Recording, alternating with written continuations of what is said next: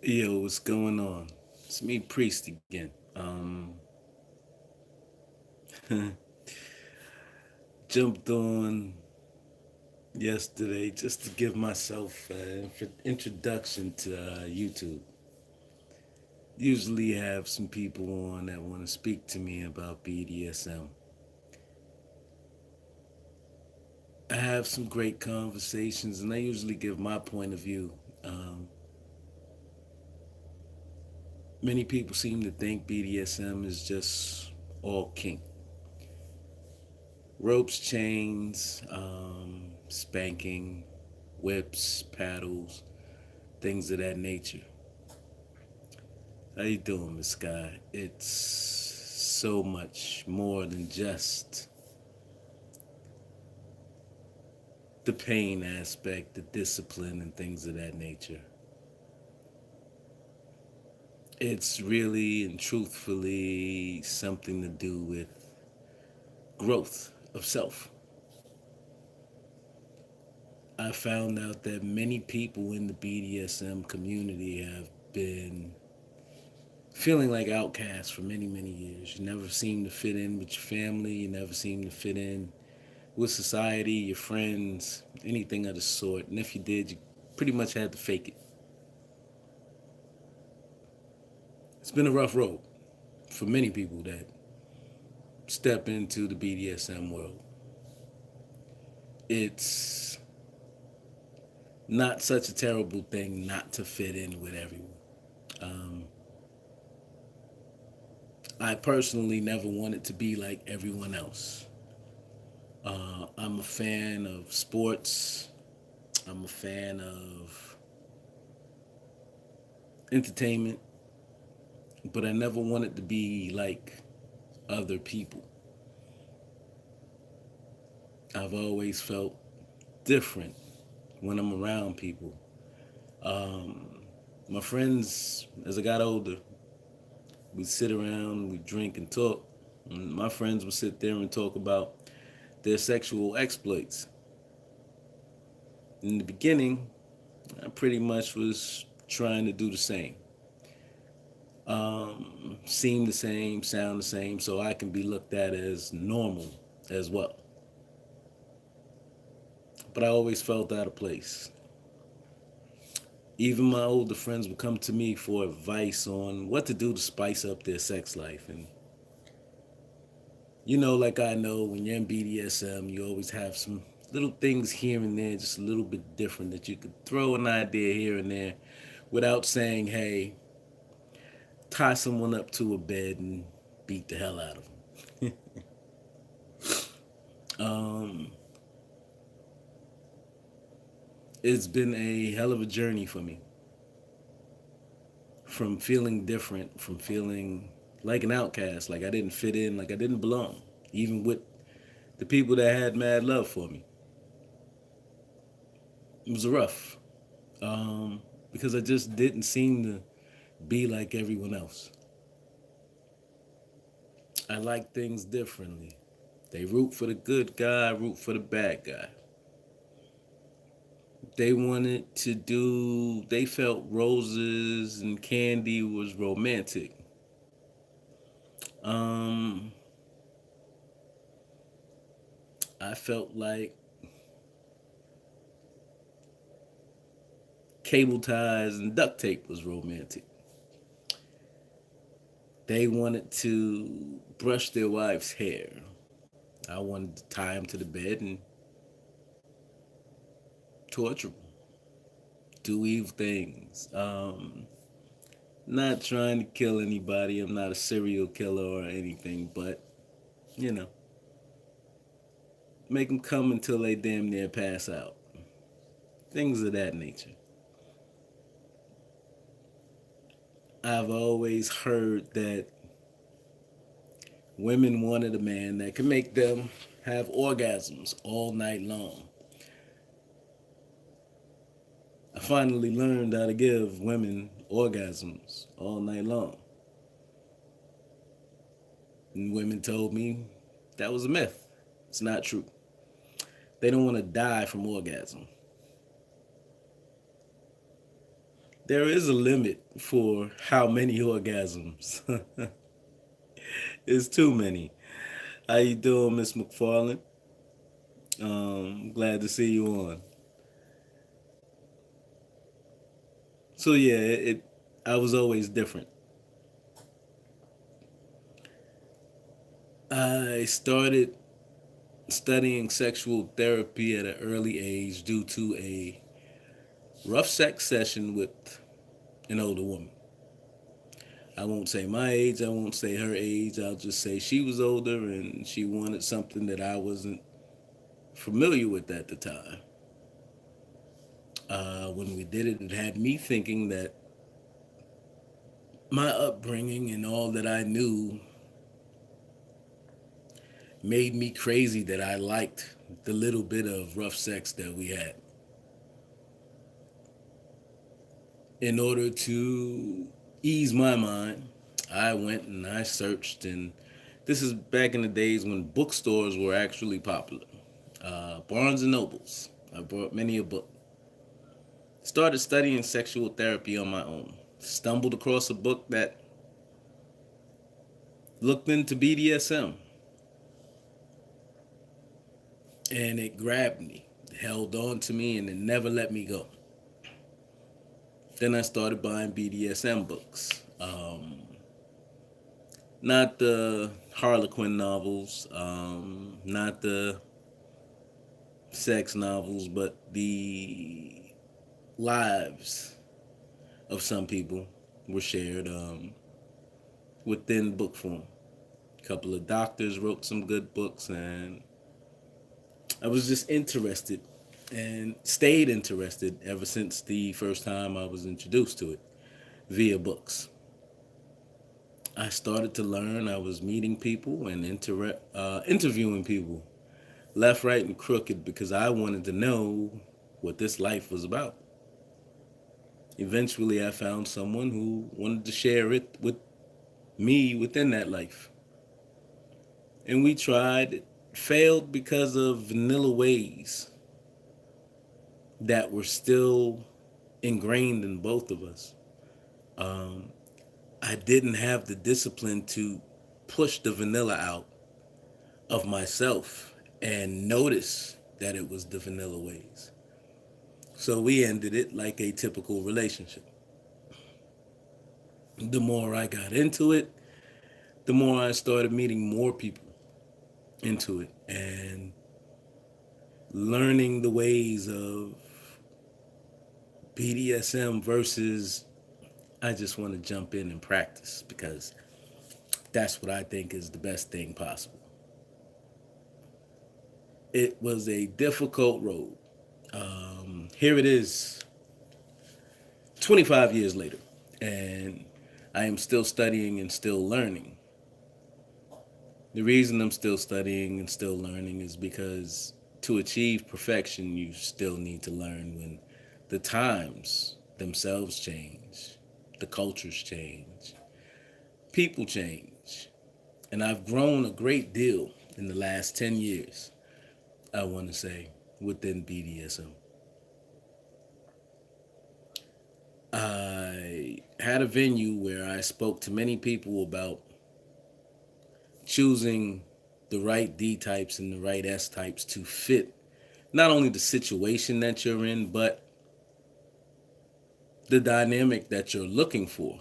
Um, Being in different communities, I actually saw that many masters and many D types would wind up marrying their slaves and S types. It was beautiful to me, but I couldn't understand way back when how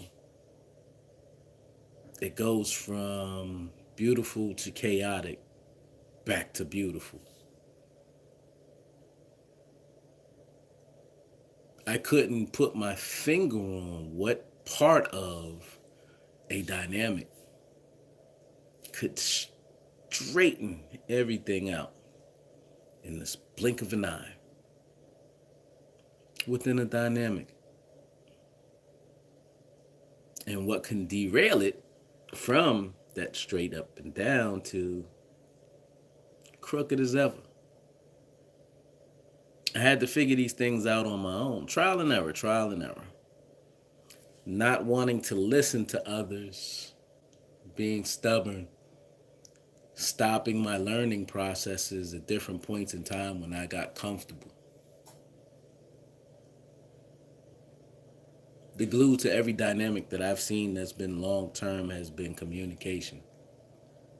Without it, nothing exists between the D type and the S type. The kink alone will not hold you two together, or three, or four, or whatever. Whatever's within the dynamic. We all had to communicate, which means I had to learn different forms of communication and how to receive different forms of communication. It's easy for me to sit here and say many people can learn how to communicate.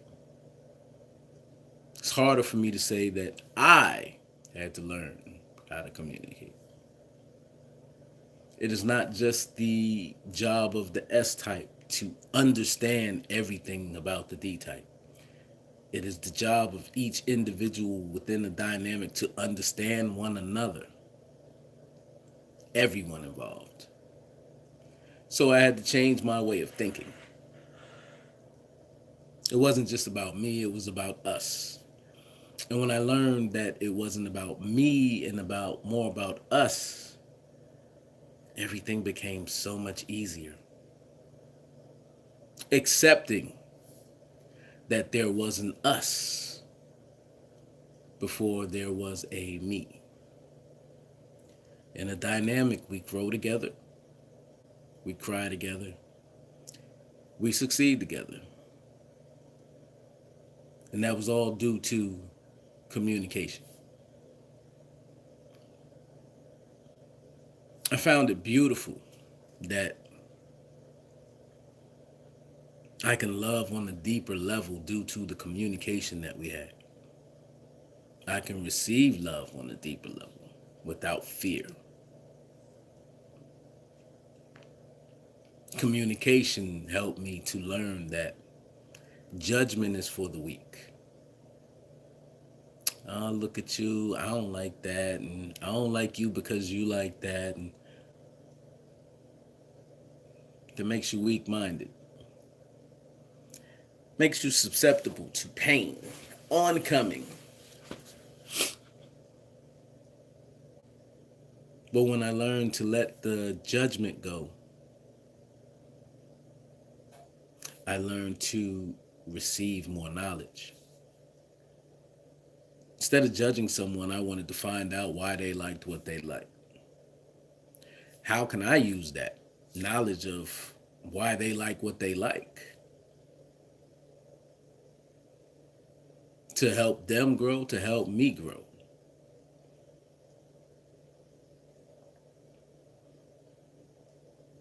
Once I found my love within BDSM, not just for the act of BDSM, not just for the kink, but for the growth of something that I feel saved my life, which is BDSM. It gave me self-control.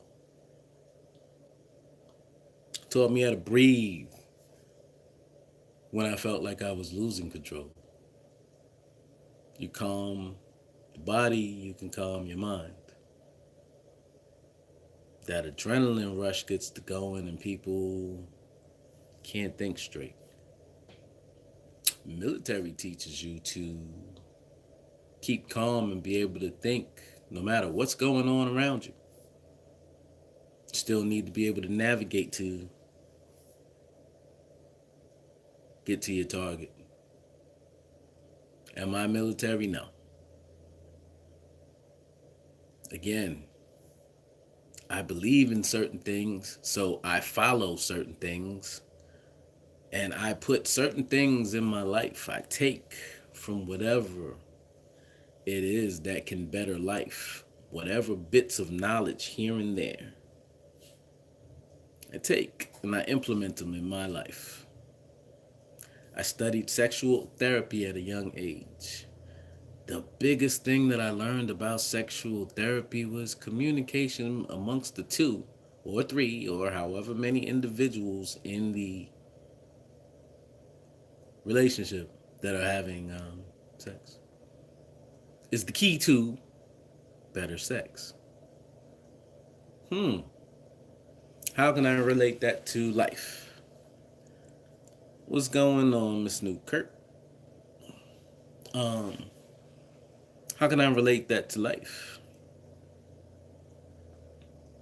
How do you break the ice? How do you talk to someone?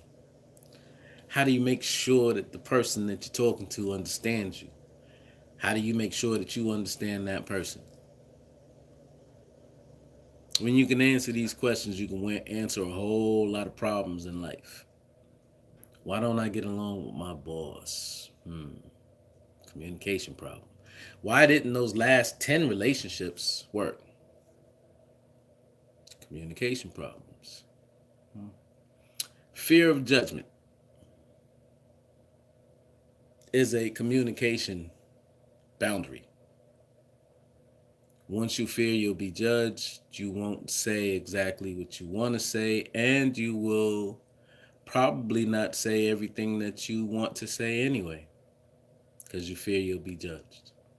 Only takes one time for someone to say, ew, that's nasty, for you to go, I can't tell them anything about this subject. But then that carries over into every other subject in life. It causes a problem. I don't want to tell you anything because I don't want you to judge me. But I need you to understand me in the long run. Kind of difficult. I can't tell you what I want to tell you, but I want you to understand me when I do speak to you, but I don't say everything that I want to say. Communication gap. In one area will cause communication gaps in many areas. That fear of judgment. In order to grow as a person, you have to not be concerned about fears of what other people think. Those fears will hold you back. No matter who you are, they don't go away. You just feel scared. I can't tell these people what I think. I can't tell this person what I think because they're going to judge me. Which brings us to B.D.S.M. This is a place of no judgment. Supposed to be. Although in some communities, people still judge. Just like any other thing, anything else in any other culture or customs, you have your bad apples. And some people will judge. I personally choose not to. That keeps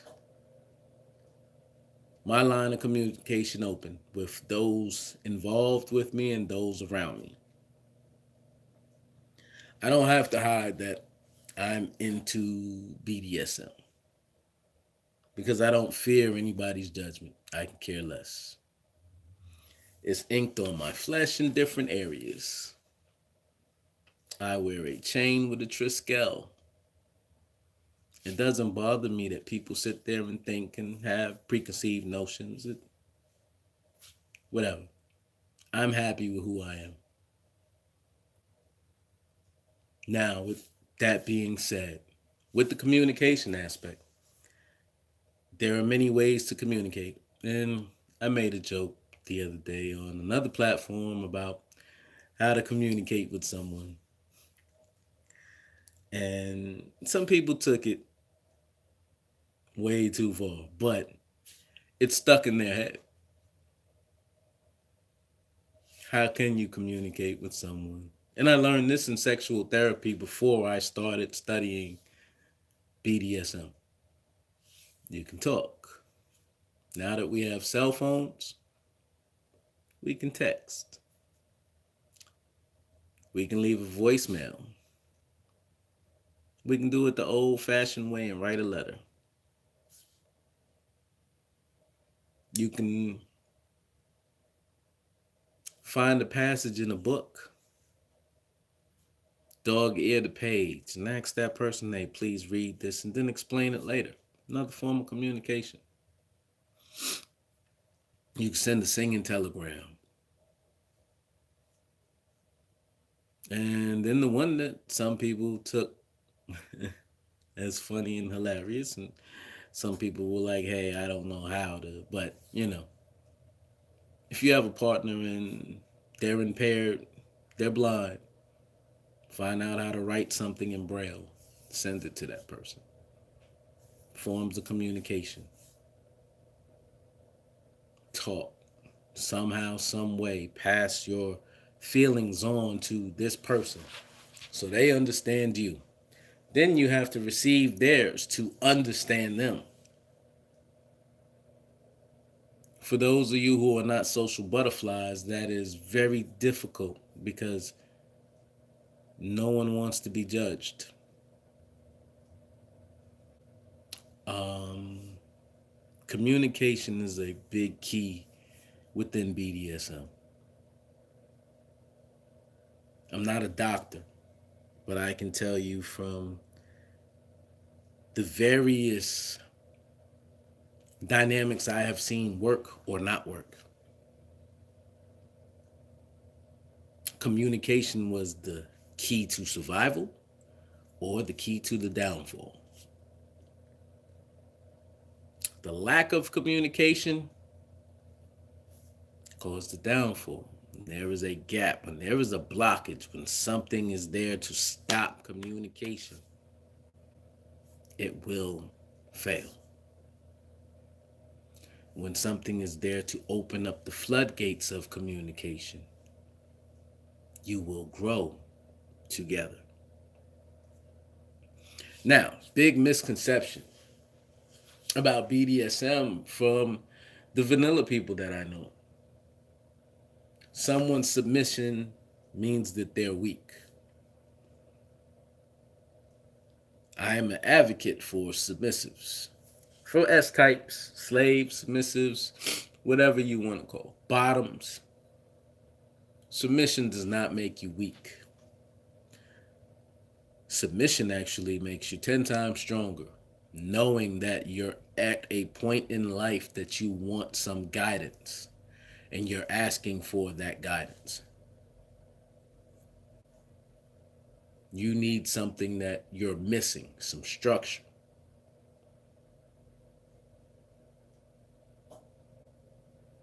That's strength. I need the structure. I'm going to go out and get it. I need to find that. Now, everything comes at a cost. What are you willing to give up to find that structure? Some people go to school. Some people go to the military. But you find that structure that you need somewhere in life. BDSM is just one of those places that you don't technically have to go to college for. You don't have to join the military or the police force to find.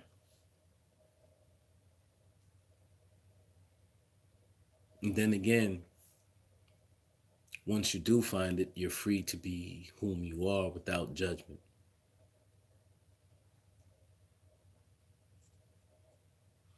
This is a life that I have loved for many years. Just be careful. Look for those who have your best interests at hand. Look for someone who's trying to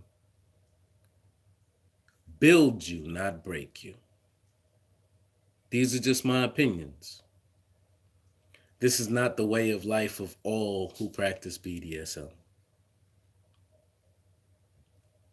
You can find what you want within the world and the realm of BDSM. Take your time and find what you're looking for. If you're an S type, don't just rush into the arms of the first D type that you find attractive. Please look at that person's mindset before you run into The open arms of the nearest D type. D types, if you are not willing to take on the responsibilities that come along with these titles, please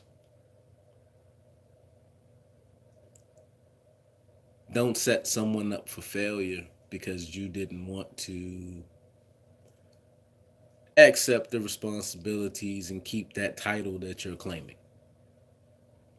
Let that person know from the break this isn't what you want because I don't want this.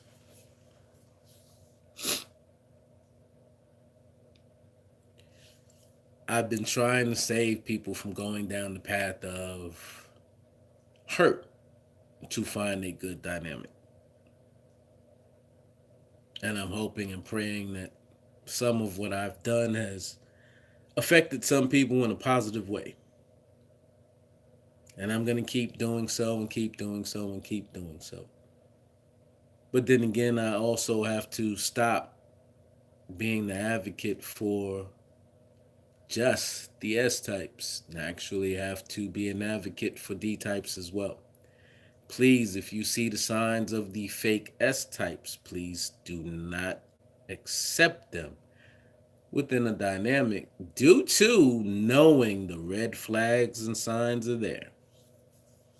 Just like there's red flags to seeing a fake dominant, there are red flags to seeing a fake submissive. Let's not ignore those flags, people. Not at all. With that being said, these are my opinions, my thoughts. These are not the thoughts of the B.D.S.M community in whole. These are not the thoughts of the B.D.S.M community throughout the world. These are my personal thoughts, my personal opinions, and my ways of life. I'm not trying to force my point of view on anyone. I'm not trying to make anyone follow me. I just hope and pray that I can cause a good turn of events versus a bad turn of events and someone being hurt. With that, my disclaimer is I am not the B.D.S.M gods, I am not B.D.S.M royalty, nor the B.D.S.M police. My word is not law, except for to those whom serve me, not the world. For any of you people that are watching, if you have comments, please feel free to drop them. If you have a good book that someone else can read, please drop it in the comments. I've been in touch with a few people, and I will be having some interviewees soon, so you can hear their point of views and their opinions as well. With that being said, have a good night. Thank you for watching, and I hope you guys come back. Please like and subscribe.